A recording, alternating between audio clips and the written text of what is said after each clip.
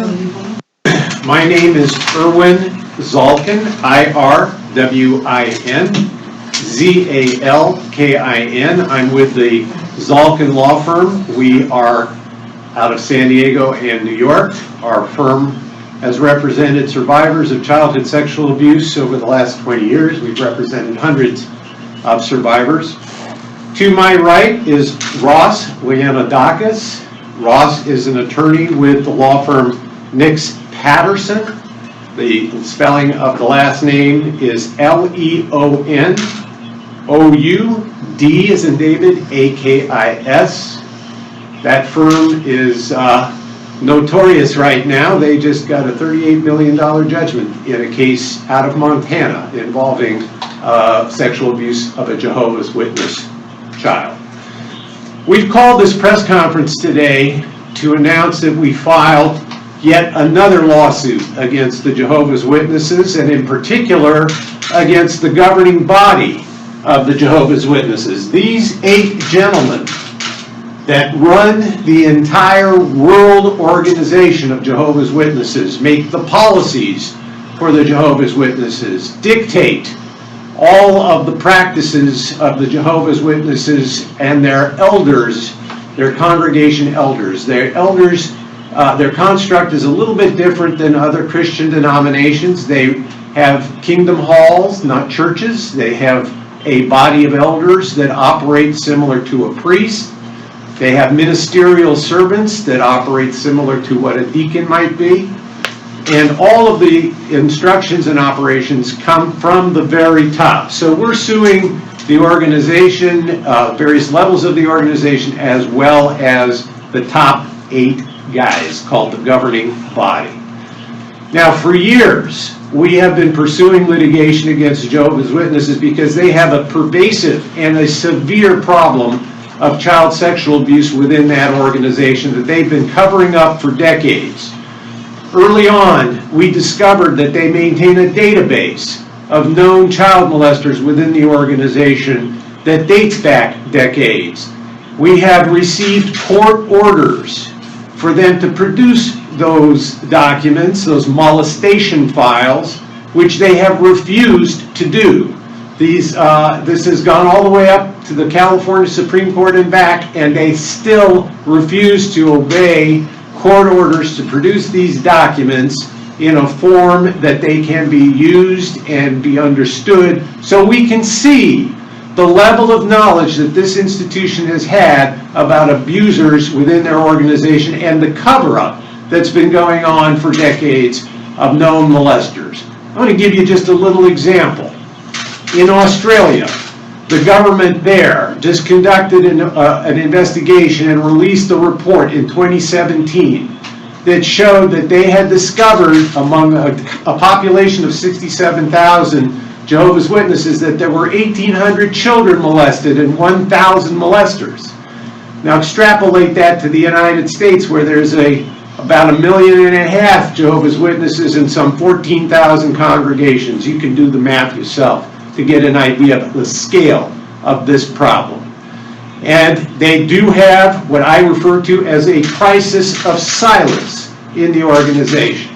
They're extremely secretive. They keep themselves insulated from the outside world. They view the outside world as being impacted by Satan, not to be trusted, that the institutions of the outside world are governed by Caesar's law, and that if they have any issues, any problems, they need to go to their elders. And everything is kept within the organization. And that is the big problem. And that's why children are getting molested and these are going unreported, these molestations, despite the fact that in most states they are mandated reporters under the law as clergy. They don't report. Now they'll tell you, oh, we don't discourage people from reporting. We even encourage people to report. But the reality is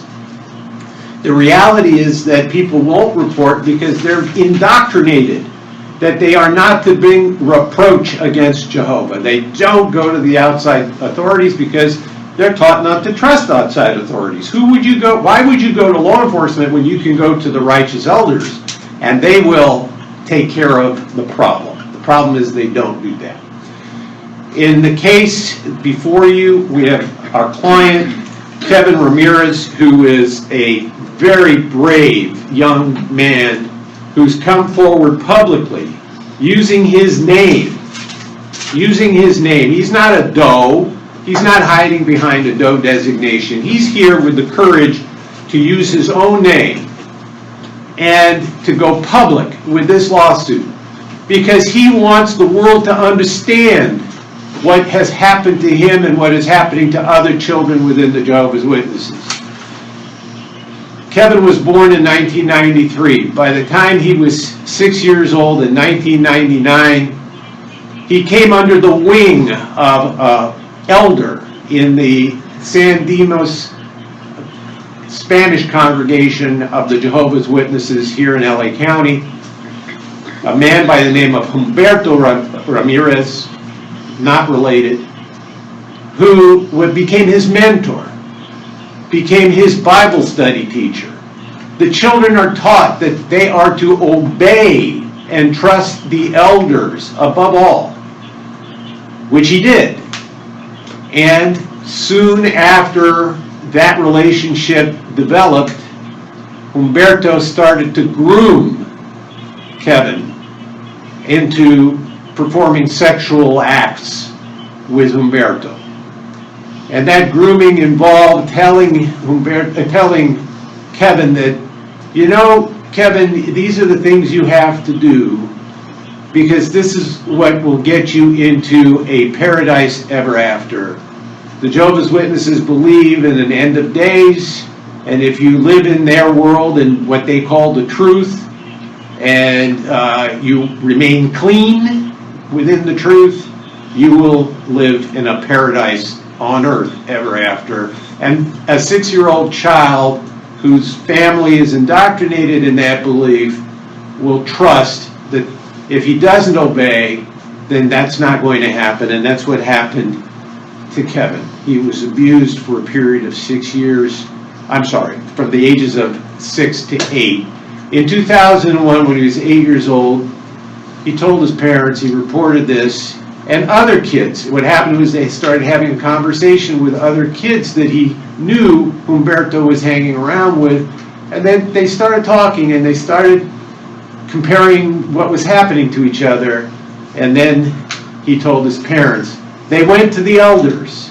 The elders conducted what they call a judicial committee, a tribunal, and they disfellowshipped Humberto, which is sort of the equivalent of an excommunication, but he can be reinstated if he applies later. But they didn't go to the police. No one told the police. And as a result, this young man has never really received the justice he deserves. He's suffered a lot in his life, and he's going to talk to you a little bit about what he's gone through as a result of this, of the sexual abuse that he experienced.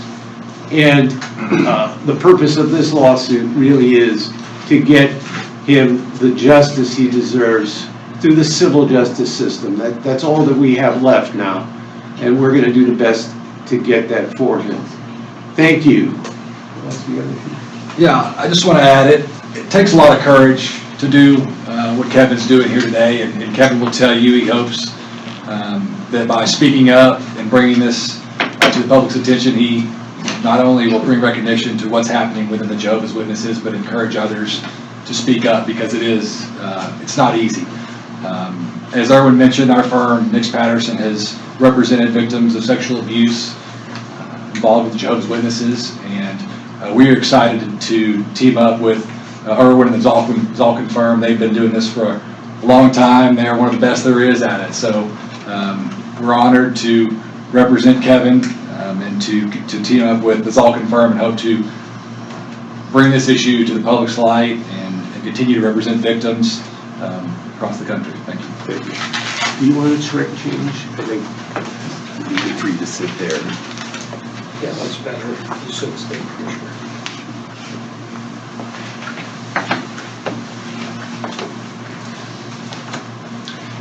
Just tell them a little bit about your story. You can move forward as close as you can to the mic. Well, my name is Kevin Ramirez, and I was born into the religion of the Jehovah's Witness. You know, growing up, you are indoctrinated and you are taught to trust these elders with everything. Like you said, they are your mentors. They are the equivalent to what a priest would be in the churches. So everything started with Bible study. I don't know how other people start, but my case started with Bible study. And he got the trust of my family. He got the trust of other families to go out. So as time went on, it went from Bible studies to service. They call it preaching when they go door to door. And that's when the molestation happened. You know, and thinking back now, when I say all of the things that happened, I think that he was grooming me. He was prepping me for other things that, you know, as a kid you would have never thought of, but looking back now, it's some really dark stuff. How's this affecting you? The way this has affected me now, it's practically every time I drive by a Kingdom Hall, I feel disgust because you never know what's going behind closed doors. You never know if other kids are going through the same thing. I suffer from, like, you know, anger problems. Like, I just start thinking about stuff that happens and Can you describe any of the things he did or? dark thoughts. He would fondle, he would touch, and vice versa. He would make us touch him. He would tell us that these are the things that we need to do, or if we don't do them, we won't make it to what they call paradise. So, you know, being indoctrinated as a kid, you think that paradise is real. You think this is gonna happen. So I didn't tell anybody. I didn't tell anybody from school. I didn't tell my family, because my family weren't Jehovah's Witnesses. So I didn't really talk to them about things. Ken, I'm sorry. Was there a particular? So that's when I decided to go tell my parents. When, you know, like my other friends, like we talked amongst ourselves and we decided that this was something that adults needed to know what was happening. Sir, over here on the left, I didn't quite get your name. My name is Kevin Ramirez. No, Ross Leonoudakis, Can you spell that last name? Leonoudakis.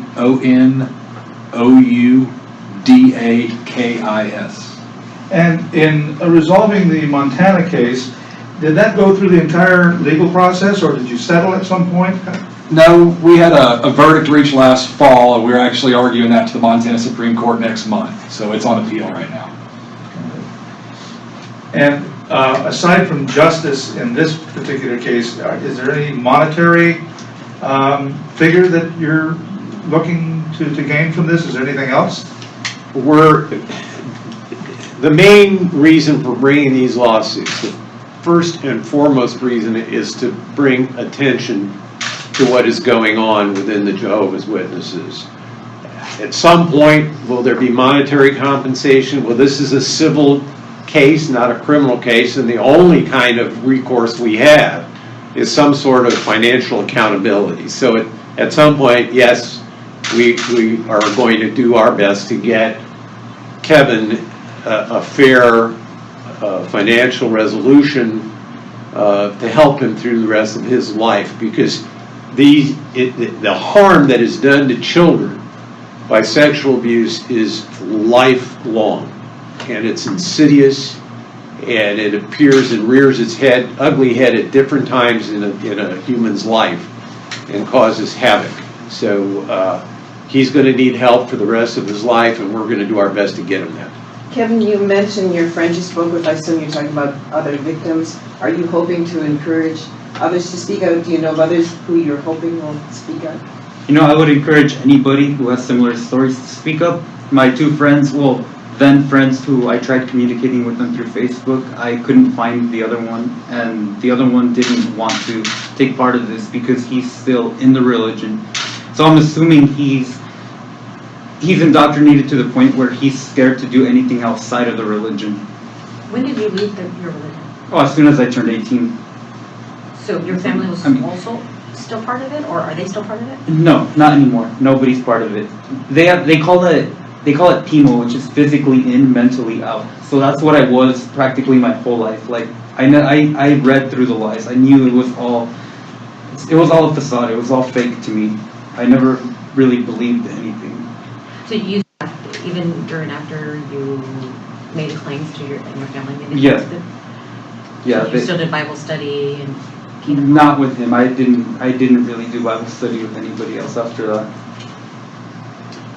Zalkin, if there's one key to winning a case like this, what would you say that it is? The truth. Exposing the truth. Once people hear the truth, it's a natural consequence. They've thrown many, they continue to throw barrier after barrier Right. in front of you, and from those barriers, including claiming they have the right to not speak to the law or to law enforcement. Among those issues, what's the main one to overcome? Well, right now, our main battle with them is to get these molestation records that they have, this database of records that they have that go back decades. I have some of them. They've produced them to us under a court protective order. I can't talk about the contents of what I've seen, but they've redacted the information in those records so heavily that it makes those records names of perpetrators, names of elders, names of congregations. We can't tell if this elder has been in more than one congregation. The courts have ordered them to remove these redactions, and they refuse to do that. So this has to get resolved, and we are going to continue to battle to get these documents, and I think those documents will expose a tremendous and a very unfortunate truth. You said that Umberto was excommunicated essentially. What is he still outside? They refer to a process or a discipline that they call disfellowshipping. And disfellowshipping is somewhat akin to excommunication. The person is basically shunned by Jehovah's Witnesses, by their congregation, by their family. They are still can attend, they can still come to the kingdom halls, they can sit at meetings, but they're not going to be recognized. They can then apply to be reinstated, and if they, according to the elders to whom they apply, have demonstrated enough remorse, then they can be reinstated. And the one thing about the process, the judicial process, these what they call judicial committees, the discipline that they engage in, if they learn of child sexual abuse, even if it's validated, and they have something they call the two-witness rule, and that's how they determine if there's a valid claim. The two-witness rule means this. Either they must have a confession from the perpetrator, or there must be two witnesses to the abuse.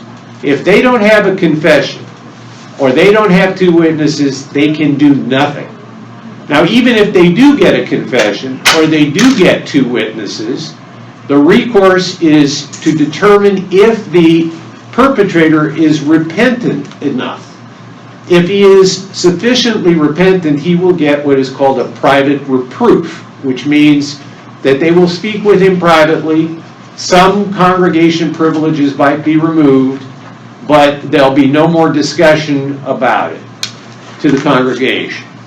If he's somewhat repentant but not repentant enough, he may get what's called a public reproof. So they will make an announcement to the congregation that this individual has been reproved, but they will not say why, and they will take away some privileges. If they feel he's not repentant at all, then they can disfellowship him, or will disfellowship him. But even then, they don't tell the congregation why.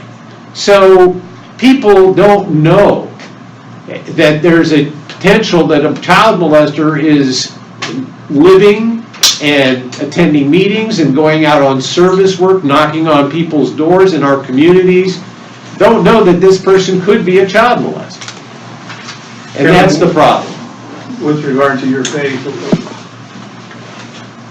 what do you consider yourself now with regard to the Jehovah's Witness? Are you still part of their? Oh, no. No, I'm atheist. I don't believe in anything. Which is really part of the problem that happens to children that are abused, especially in religious organization. One of the traumas that children experience is institutional betrayal. Because this is their religion, this is their spirituality, and they've been betrayed by something they've been taught is sacrosanct. And that has a tremendous impact on people and children throughout their lives. So Kevin, your friends who were victimized, were they basically the same age as you? Yeah, they're around the same age group as me. I think one of them is younger than me by a year or two. The other one is definitely my age. Can you talk a little bit about the impact it's had on your life? I tend to block it out, kind of like forget about it, try not to think about it. But every time I drive by Kingdom Hall, memories come back. And I get angry in that moment, but then as I forget about it, it seems to calm down. When you see other children though that are still going to the Kingdom Halls, what goes through your head? Oh, I feel bad for them. They're growing up in this cult-like religion. By definition, it's not a cult, but by behavior, it's a cult. So I kind of want to I know there's nothing I can do, but I really wish that they could escape. ¿Puedes decir brevemente en español por lo que has pasado? ¿Cómo empezó? Por favor. Sí, la forma que empezó es que él era un anciano él tiene autoridad en la congregación y él me daba estudio de la Biblia y después del estudio de la Biblia se movió a predicando por los que van de casa en casa. Y para mí se me hizo normal que él y yo fuéramos solos porque yo veía que gente salían predicando en parejas, pero ahí es cuando empezó los actos de molestación. ¿Qué tipo de actos, corazón? Tocando y viceversa, para atrás. ¿Durante cuánto tiempo pasó esto y cómo te hizo sentir? ¿Cómo le avisaste a tu familia? Pasó cuando yo tenía 6 y terminó cuando tenía 8. Terminó cuando yo les dije a mis papás y ellos fueron a hablar con la congregación.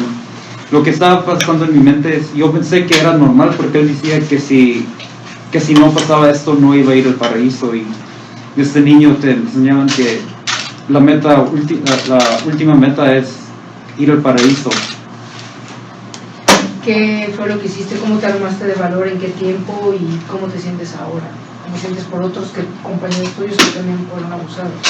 Pues ahorita me siento decepcionado con la gente que no ha llamado a los policías, pero a las víctimas les quiero dar encomio para que salgan a platicar, que hagan justicia. ¿Cómo te hace sentir esta congregación? Pues no he visto esta congregación en mucho tiempo y no quiero volver a esta congregación. ¿Te ha dañado hasta el momento en tu vida personal, matrimonial? Matrimonial casi no, pero más tristeza, un poco de coraje cuando los veo. Me da coraje porque ¿cómo puede pasar esto? Y que gente, por ejemplo, gente que no tiene nada que ver con ello, pero no llaman al policía, son igual de culpables por no hablar a la autoridad. Kevin, very quickly, what are your goals in life? What do you want to do? Just go to school, continue my education, provide for my family. Do you have a career in mind? Probably electrician or HVAC, between those two. You don't live in the area then anymore. You said something about information that you don't go by the same units. Yeah, no, I live far from that. Yeah. ¿Tú te acuerdas cuál era el edificio donde pasó todo? Sí. ¿Es el que te enseñamos en el celular Sí. que vimos? Ese que te enseñé, Sí. ahí pasó todo. Sí, pues. Pero pasó no ahí específicamente, pero Ahí es donde tú ibas. ahí es donde yo iba. Si quieren algún otro comentario en español, un poquito más de información, con todo gusto compartiré unas palabras con ustedes en nombre de la firma de abogados. ¿Quieres entrevistar un video? ¿Puedes venir con nosotros, por favor? Okay, we're finished, everybody? I'm 26. 26? 26. And you're And how I old would, was I would be third grade. That's a good question. No, ya terminé. I'm gonna finish. Should we finish? Yeah. ¿Quieren,